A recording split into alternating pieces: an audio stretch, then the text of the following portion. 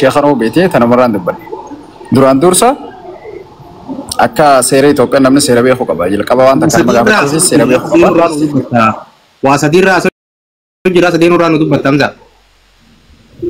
أوكي أيه تدرات شيخ مخينا بتمودين تن اوكي بريدة تدرود بدو تمرتي في نيوغا شيخ روبيتي إسا تاسا روبي يجو شيخ عمتي تدرواتي يجو شينين بينا شيكوتين الدو جري توبيا خيسي شيكوتي صدقاء خدتي أجي ليتي عمرة ليتي نمد دولتين ولينا قرى جتي أشراتنين بيان جارتي قلونا قرى جتي وعندو خدتون أرجينا نوتي تدراتي إني شيخ عمتي أوراري يجو تاتيان تمو مالك مليون خدونو نمرنا قش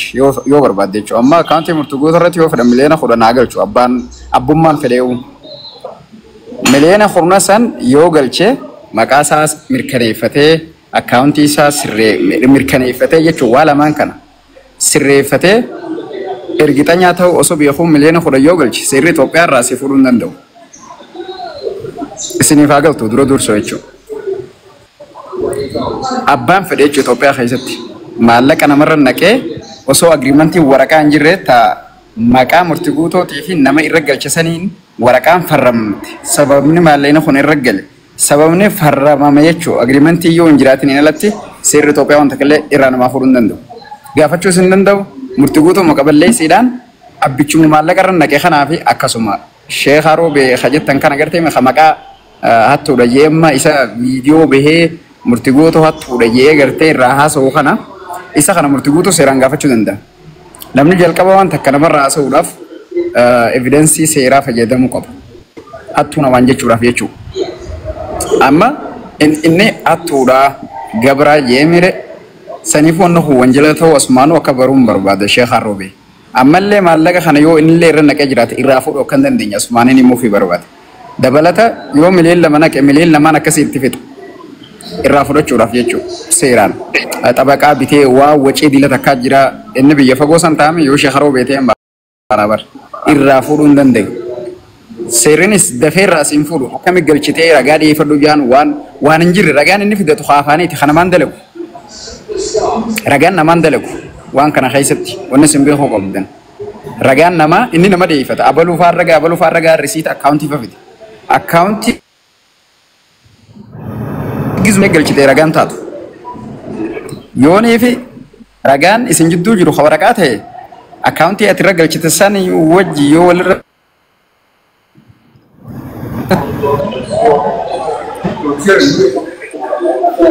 السنغال تيم دبين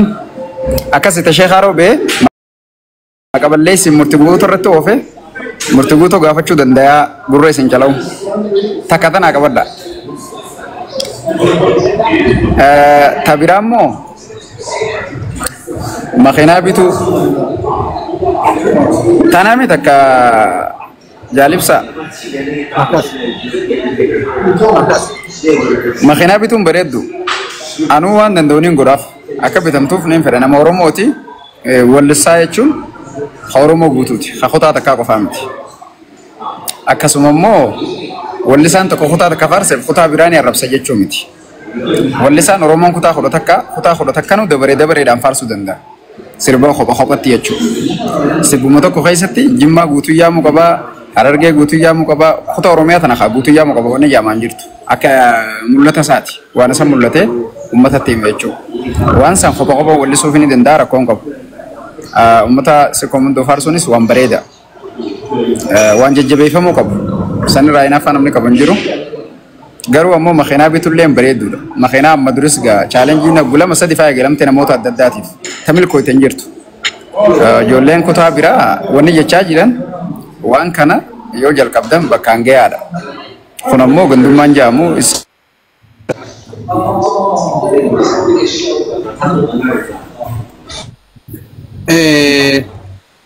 atilleen haasawaa jirtuun haasawaa akka barbaadisanitti haasawaa jirtu xiqqoositti ulfaataa jira namaa si jeeqaa jira walumaa galatti amaan rabbashaa no akkasii miti obsi haatiin siruuf bara waan takka gizee asootti dirqama akkanumatti asiin utaaltee akkaatee yaaddu kanaa miti beek Ani sonni na keessa jira akka keetii miti. Wanni si keessa jira. Laa nama dawwalu jira malee wanni si keessa jira na keessa hin jirtu dura tana hubadhu. Amma si galtee? No, waan martee dubbatu siin hin jenne bara. Akkaataa yaadduutti anis yaadu wanni yaadni nama adda adda akkaataan ibsatti kannanis adda adda. Saniifuu dirqama waan ati feetu haasawuun dirqamaa miti ana biratti. Atillee waan an fedhu haasawuun dirqamaa miti. Fakkeenya malee beekne namni hundi akkana ta'uu qabaadha yaadna kana. Saniifuu chaalenjiin gisee dhuftu namni irra dubbachuun gandummaa miti. Ijoolleen argee haatee chaalenjii eegaltan gaahii mee bakkaan gayaadhaa isin laallaa ka'ee galees isinumaa argiteemi nuti nu hirmaachifnee saniifuu mee isin laalla jechuun gandummaa miti. Tanaaf jettanii kutaa argee takkalleen akka namni kolleen hin arrabsine dhaamuu fi barbaada jechuun warra gandummaan deemuudhaaf. Kanumaan jechuu barbaada itti fufa nagayaan tura. Okay, galatooma faadha. Namni biraa yaada qabdan bareedduu amma faalu seentan na fakkaatti. Mee namni haaraa inni immoo seen murtii yaada dabalataa qaba. Niin dhaggeeffadha. Meeshaa mana hogganii. Ayyee ani itti dalagaa irra dhufe. Amma eenyu haa dubbatu Ibro yoo dhaggeeffattee jiraatte ajinticha itti fufi. Ani sinumaan dhaggeeffachuu barbaade dhiifama obboleessa kiyya gaarii. Caala. Hayyee wayyaa ta'a. Laale wanni ninan irra deddeebiidhaan yeroo meeqa dubbadhu taa murti guutuu irratti namni sammuu qabu namni rabbiin sammuu laal nuti wanni horii irraatti adda taane anamma wanni halkan sa'aa torbaan akka Itoophiyaa akkamishituu sabaa sa'aa kana na teessisuudha jira dubbii tana waan takka taniin jala mureemu akkuma reebu jeetti laal achi jala barruun deemu jirtu murti guutuu waa balleessee Harargee jala dhufaa maaliidha mire nuti wanni kun kumamma ibsaan jeetti afaaniin udaanuun naman dhibu irraan gadee bulufuun naman dhibu jala ol deebuudhaatuun nama dhiba. Wanni kuni namni rabbiin sammuu kanneef dubbii murtii guutuu sa'aa tanatti amma maaliif ka'uu barbaachifte namichi inni maallaqa irraa nyaata san fuulaan as hin baane miliyoona 2 jechuun maallaqa waan duwwaa 2 jechuun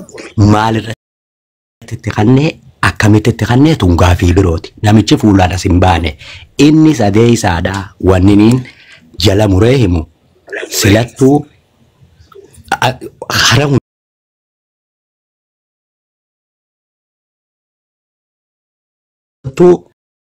keessa jiru beleeyyan ammoo garuu qubtuu qubii aanaa abbu gudduudhaa kara gara aanaa hoggaa inni badii balleeysa ja'an kanaawu Harargee jala dhokataa waan hin hafneef hoggaa amma dubbiin tun kijiba taate silattuu isiin kijiba. Waan goonu nuti abbaan ammaama seene kumaaree bujeetti yookaan mana fincaanii toilet yookaan sagaraa seene waan godhu isaa beeka fedhuni fincaanaa fedhuni udaanaa kara isaaniitiin hudduu abbaa feelee akkatti nyaatu beekaa nuti himata rabbanneeti lambaa gaaza bitate daranuu bakka sanii dhaamsinaan dhaamsa obsaa Yuusufi taakka osoo nama tokkos hin tuunetti inni sadee isaadhaa joolleen teenya taarka nama birootiin.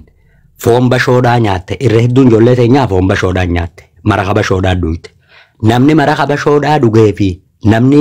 foon bashoodhaa nyaate haalli nama waatti godheen se'a maal gooti namuma fi kana gaaddi dhaggeeffadhaa isiniifiin hima waan kana taateef eenyummaa Martin Luther King maal jee eenyummaa ifii beekuun beekumsa. Loogii nama hin jechisiifnee je ati eenyummaa kee beekuun dirqama miti anama jaartiin xiyyaataniif jalaa qabu arsiidha intala arsiidhaati dirqama loqoda arsiidhaa dubbachuun qabu an isiinis dirqama loqoda Harargeedhaa dubbachuun qabdu freedom of speech tuni fedhinnaa isiidhaati dhaggeeffadhaa kanarra dhaabbadheetiin waa'ee murtii guutuu asittiin xumura waa'ee makiinaadhaa akkuma reefu jeetti nuti amma ishiin irrattiin hirmaadhaanaan jette. Dorala yoo bani Adam doral di bala makabale andi bashan kabalin jaan alsoomni korsooma kuno na dhageessi na bira jirti garuu ammoo tanarratti waraqaa hiikkaatee fudhattaan jeen maal jennaan macaafa qulqulluurrattis quraana rabbii irrattis sirbituun mana jannataa hin seentu jantasanii rabbiitu beeka we don't care about that laakin ammoo fafagartee obboleeyyan keenya Arsiitti osoo sheeyini lafa deemu jiru osoo istaad ibsaa Hassan haala saniin gadda san keessa jiru deemanii sirbituudhaa fi makiinaa binnaa jechuunis isaanuma bakka lamatti adda qootti. Tasanii hudduu abbaa feelee akkatti nyaatu beekaa nuti nun galchu waa'ee murtii guutuu irratti immoo nuti dhadhaabbanneeti mudhii hidhannee akkanatti qeensa lafa finnee dhaabbannee eeguudha jira dubbiin tun karan deemti. Gaafa dubbiin tun nu galte nuti chaalenjiidhaas feesbuuka gubbat deemnee obboleeyyan keenya Jimmaa nafeerannu shanan gibee siqqoo mandoo nafeerannu maal nafeerannu Harargee guutuu nafeerannu nuti nama haga tokkootiitu dhab godhee maqaa mucaa keenyaa eega. Yoo ammoo dubbiin sun kijiba taate akkasumatti horii gartee silaa murtii guutuu irraa kafaluudhaaf sanduuqa keenya irraa qopheessine san himataan irra banneeti waan saniin goona tana asumaan quba kanuu qabaatan. Akka murtee dabaluu barbaada. Akka murtiitti wanni jechuu barbaadu. Galatoom. Sheekhaa Rooberraa immoo eenyurraa kajee haasoominni asii irratti yoo ilaalte abbaa qabeenyaa tokkorraa ije. Fakkeenyaaf akkana jechuun abbaa qabeenyaa roobee tokko waan roobee ta'eef abukaattoo isaa Sheekhaa Roobeeti jechuudha. Ballacha roobee sanii jechuudha. Kana jechuun inni gandummaaf miti reeqa waan saniif dubbate yoo dhimmi keessiin dhuunfaadhaa jiraate biyyi seeraan hin bultu eenyutu isa filateeti inni mootummaa ta'eeti hawaan san dubbate. Tabiraa kana dura maaliif hin dubbatamini guyyaan waa'ee makiinaa san xiqqoo irraa dubbadheef ajandaan kun dhufe. Anniin callisanii obse malee yeroo takkaa miti yeroo dhibba takkanatti deddeebi'amee jira wanni kun niin callise namoota gaggaarii wajji jirruutu jira waliin jireenya qabna. Agarteemi aadaaf safuu amantiidhaa walitti hidhamnee oromummaa waliin qabna. Nama tokko jeetillee nama biraatiifillee deebiin kan jeetiin callisaa ture. Natti deddeebite tokko lamaa miti 3 4 5 nama 10 isinii lakkaa'uu danda'a bara kana keessa qofa jechuudha. Yoo waa'ee maallaqaa jette akkuma ati jette sani namni nama gaafata seeraan namni nama gaafata akka itti maaliif walitti kannantu jira abbaa seeraa nama TikTok irra jiru garte nama ifiifuu sadaqaadhaan namni jaartii jala jiraachisu qaariyaa biddeen namni namaatti dhufee jaartii wajji jiraatu irratti isaatu dhufee gabra jee anarraa haasa gaafa kana yoo nan hoggaan an dubbadde deebii kana Harargee jala dheessite Harargee ganda jala dheessite gandummaadha. Kaisaanii immoo gandummaa miti hoggaa nama biraa bakka bu'ee TikTok irratti maqaa balleessuudhaaf haasa'u tanas naa qabadha. Tabiraa ta'obsaan jirratti wanni dabaluu barbaadu dhimmi seeraan qabame tokko miidiyaa irratti dubbatamuunu an wanni irraa dubbatullee barbaadinii fi sanii fi dhimmi seeraan qabame tokko seera qaba. Haga namni tokko mana murtii dhaqee yakkamaa ta'uun isaa shakkamaa fi yakkamaan adda adda. Yakkamaa ta'uu isaa addan bahinitti yakkamaa namaan jechuun seeraan nama adabsiisa. Maallaqa namni hoggaa walitti kannu waliigalteedhaan walitti kanna waan irra waliigalee irratti walitti kanna yoo waan irra waliigalee san irratti wal dhabee gatiis ta'ee waan irratti wal dhabee bakka seeraatii wal gaafata. Isinii galeemi kun hin godhamne duulli kun qabaname immoo kaleessa ganama akkuma yaadatan ati gabra jaa'eeti gurbaan ifiifuu fulli jaldeessummaa irraa gara namatti dhufe fakkaatu sun dubbate. Isaaf shookaa nyaachaa miti ta'eeka. Hoggaan isaaf dubbate hoggaan isaa deebii kan nu gandummaa dhayitee naan jaan an gandan qabu inni kan irraa bakka bu'ee dubbataa jiru sun nama ganda isaatii miti yoomnaa fi inni walagarreetti maallaqa walitti kan inni eessatti maal irratti dalagaa naggada keessa jira inni dalagaa keessa jira sadaqaadhaan olii gad deemaa miti namni sadaqaadhaan jaartiitti fuudheemi yoom waa'ee namaa keessa jiraateeti inni waa'ee makiinaatis dubbatuu ga'ee yookaan immoo waa'ee nama irraa dubbata. So ammallee wanni itti dabalu an ganda namaan tu'ine waan seeraan na gaafachiisu nama bireechee beeku. Agartee abbaa ana dhuunfaadhaan na barbaadu nama ifirraa itti dubbachuu danda'u. Kanaaf inni hoggaa nuti waa'ee keenya dubbanne barana yoo yaadatan dhiyuma tana gaafa Khadiir waa isaanin jechaa ture sababa Khadiir yaadataa arrabsaan turre isaan ni dubbanne nuti ni callifne nama tokko attaa godhanii haadholii teenya Harargee guutuu arrabsaan turre dubartoota Harargee nuti akkana godhaaf jedhanii Harargee nuti heddummeessi jedhanii dubbataan turre najisni isaanii xahara. Wallaalaan isaanii beekadha. Gartee kan isaanii hundi goota. Kanamaa immoo isaan bira qoshaasha akkasitti hubata jarri kuni. Kanaafini asmoo deebi'aniiti ganda keessaa bahee kophaa keetiin dubbadhu siin jaaniiti dhuunfaadhaan akka barbaadan si godhuu barbaadan. Si galee waraabessi hoggaa horii tokko nyaata horii keessaa re'ee kophaa baafateeti nyaata akkas jechuudha. Ijoolleen Harargeedhaa murtii duraanuu hin jaalattu argaa isaan feetu nu wajjitti dultidha Harargee keessaa achi bahi mataa kee danda'e dubbadha ammatuma kiyyaan danda'e dubbadde. Ammoo wanni nan dubbadhe dhugaadha maalirratti Harargee makiinaa namaa bitu arran eegallee gosaaf gandaan namaan binne osoo namni tokko makiinaa artistii biyya tanaatiin bitin Hacaaluu Hundeessaatiif akka lakkoofsa Itoophiyaatti bara 2010 waggaa har'aa 8 dura jechuudha. Yaazitaa Juneedii makiinaa Niisaan Paatrool bitee ummata irratti akkasitti dhaabbatee kanneen bakka OBN dabarsetti. Makiinaa namaa bitu yoo jaame Harargeen gaariidha, Harargeen arjaadha, Harargeen jaalala jechuun jibbaaf jaalalan beektu jechuu miti gabaabatti. Ganda keenyaan kaa ganda kanatti duulaan jenne nuti. Nama tokkoon nama kan akkana godhaan jenne. Wanni nuti jenne kaawuntar attaakii kanaan wal qeeffisiifamee qabsoo fi siyaasaaf maal jalatti hin dhokatanii nama tokkoon dha'uu barbaadan kana ofirraa deebisuudhaaf abbaan nu dubbateef deebisuudhaaf ni geenya. Ammoo Harargeeni dhugaadha makiinaa namaa bituun ustaazaa bita akkuma deengada agartan Sheekh Jamaal Aliyyi faan alima isarra guddaa ta'e Sheekh Ahmad Talfaadha. Makiinaa miliyoona 10 bitanii giftii kananiif makiinaa naarayaa miti Harargee namaa bituudhaaf hinaaffas qabaannee miti isinuma jajjabeessuuf ture nuti kakaanee aboo nama kana jabaadhaa bitaaf jennee dubbanne maaltu isin galcheedha yoo irraa dubbattes hamtuudha yoo calliste immoo hinaaffa qabdaadha ol nan fuudhnaa lafa nan kaayinaa horiin kun hin bobbayin mana sin oolin yaanni isaanii akka kana akka kun sirrii miti waliinis naman deebisisu Harargeen if barte bakka takka akka dura horiitee nama meeqa asirratti feemasa gootee leenca meeqa kanatti gaafa isaan giftii taphatan hartu santu dhaabbate irra guddaan wanni afaan banee nama arrabsuuf sani if bare namni nama ifi hamaa koo hamataa koo gaarii an baranaaf jirtaa san bare uummanni keenya kana barsiisuu irratti immoo quraanni rabbiillee maal jaabeeta haga hadiisaa fi kanallee dhagaa guddanneetti sareen ollaa keetii beeloyitee jirtu haga jirtutti hajjiin sirraan qeebalamtu jechuu dhagaa guddanne si galeemi fayyaa bakka birarra maraataa ollaa kee jirutu irra sii caala maaliif ibiddi yoo mana keetii qabate kasirraa dhaamsuu isa akkana jennee dubbachuun maaliif nama guba kun badii maalii qaba kun bilisummaa bar walqixxummaa bar waliin jireenyaa bar amma fakkeenyaaf jaalibsaa yoo bileenara ta'e dura eessatti daandii jaara dura eessatti mana barumsaa jaara dura eessatti eenyuuf ta'a maatii isarraa eegalee bara hawaasa keessaa dhalate naannoo saniif godina saniif ta'a bar akkas jechuu kana dubbachuun badiidha gandummaa siin jedhan yoo laaltanii jiraattan namni beekamaan addunyaa tanaa yoo Sayyidoo Maanoo fudhatanii laaltan Sayyidoo Maaniin katabataa kubbaa miilaa gandeessatti hospitaala fa'aa jaaree mana barumsaa jaara istaadiyooma jaara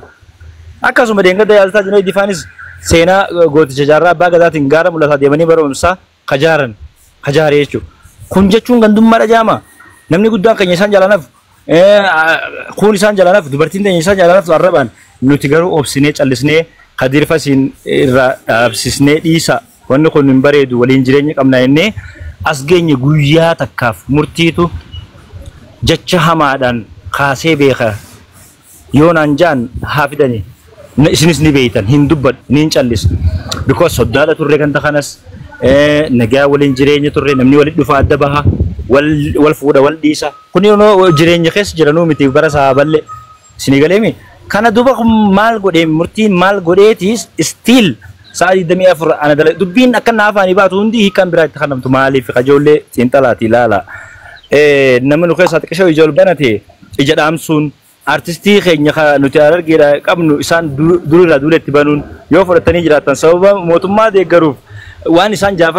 Jaafar Alii farra dalagaasi turan yaadadha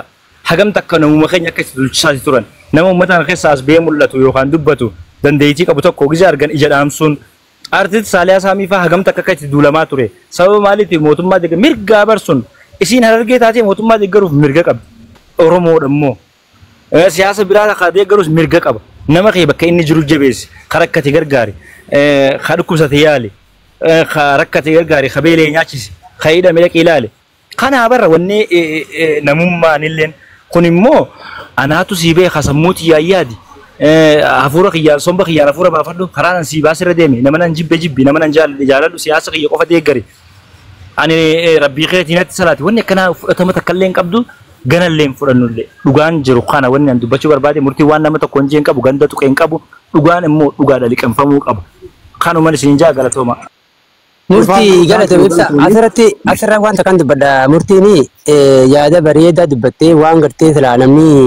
sammuu qabu gartee hubatu fuuldura hubatu dubbattee amma tan gartee sheekaroo birratti silaa lambaadhaan dhiisitti yeroo makalee saa'oo hizeen isaan keessatti gubbaa fi iddoo gurbaan bakka rafee ilaa matiin kana jaanii